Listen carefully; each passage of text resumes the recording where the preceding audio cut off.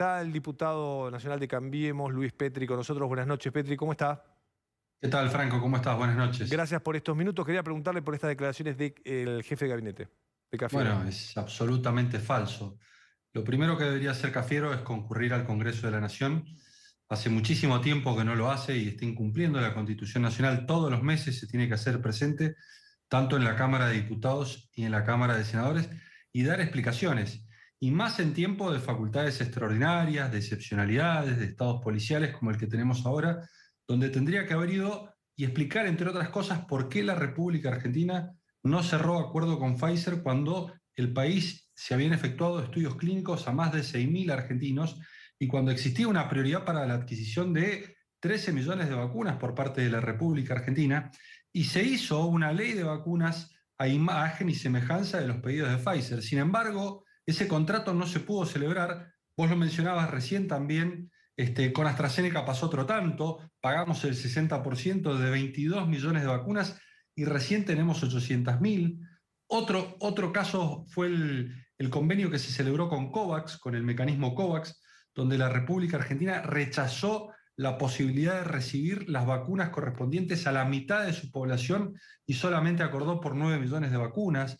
Digo, hay muchos interrogantes, hay mucha opacidad. Nosotros le propusimos al jefe de gabinete y al gobierno la creación de una comisión bicameral de control para que siguiera todo el proceso de vacunación en la República Argentina allá por diciembre. Nunca lo quisieron tratar, porque sabían que se iban a robar las vacunas, porque ya ellos sabían que querían y necesitaban pocos controles, mucha opacidad para desviar vacunas, para generar un manejo político y clientelar. Vos acordate, Franco, que antes del vacunatorio VIP y del robo de vacunas, comenzaron a inscribir en las unidades básicas de la Cámpora Sí. y en las unidades básicas del kirchnerismo. Digo, hubo desde el comienzo En una SUTEBA, utilización en el gremio política. docente que no quiere dar clases.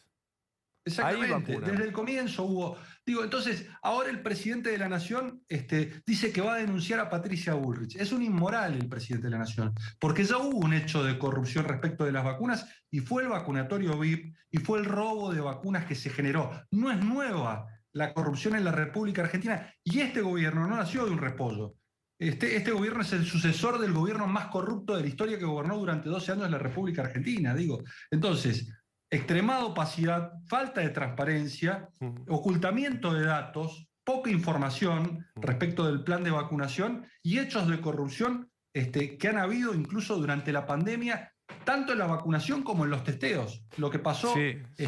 recientemente en Ezeiza, donde el Estado llamativamente terceriza los testeos en una empresa que ni siquiera tenía antecedentes para poder testear. Petri, cometieron otro error en el plan de vacunación, que para mí es también muy grave, que es distribuir las vacunas por provincia según la población, sin tener en cuenta la edad de la población de cada provincia, generando una desigualdad tal. Hoy leía los datos de la provincia de Misiones, por ejemplo. La provincia de Misiones están pidiéndole por favor a la gente que se vacune, porque ya están vacunando, primero que hay elecciones el 6 de junio, y segundo que están vacunando a gente que, por ejemplo, no tiene ninguna enfermedad, ninguna comorbilidad y tiene 40 años, porque ya tienen vacunado al resto de la gente. Es decir, Misiones logró ya vacunar a gran parte de la población mayor de edad, a la población de riesgo, y está vacunando entonces gente de 40 años que no tiene ninguna enfermedad porque recibieron la cantidad de vacunas de acuerdo a su población, y como Misiones es la provincia con la población más joven del país, tiene esa posibilidad. Entonces vos decís, pero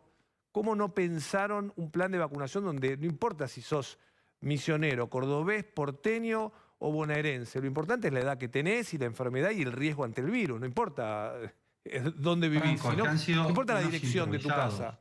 ¿Cómo? Han sido unos improvisados desde el comienzo de la Mm. pandemia y la vacunación es otra muestra más. Misiones ha recibido 300.000 vacunas y no ha aplicado el 25%.